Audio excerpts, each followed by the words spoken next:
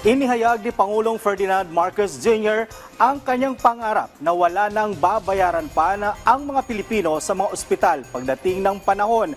Ayon sa Pangulo, mangyayari ito kapag mapabuti pa ang ekonomiya ng bansa. Kapag nagkataon na tanging administrative cost na lang ang babayaran ng mga pasyente. Pero aminado ang Pangulo na nasa ngayon ay hindi pa sapat ang sistema at kulang pa rin sa pondo para matupad ito. Gayunman, patuloy na gagawa ng hakbang ang pamahalaan para mapagaan ang buhay ng mga Pilipino gaya ng pagpapalawak ng insurance coverage ng PhilHealth, gayon ang pagpababa ng kontribusyon ng isang individual na ospital.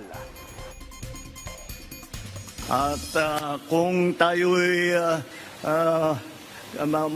magawa natin, pag naayos natin ang ating ekonomiya na mabuti at kaya na natin, ay kaya naman siguro natin, wala nang kontribusyon ng pasyente.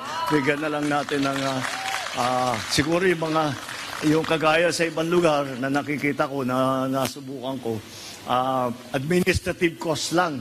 Wala yun, mga 100 piso yun. Tama na yun. Yun lang ang siguro na ibigay nila. Yun lang, that is the aspiration.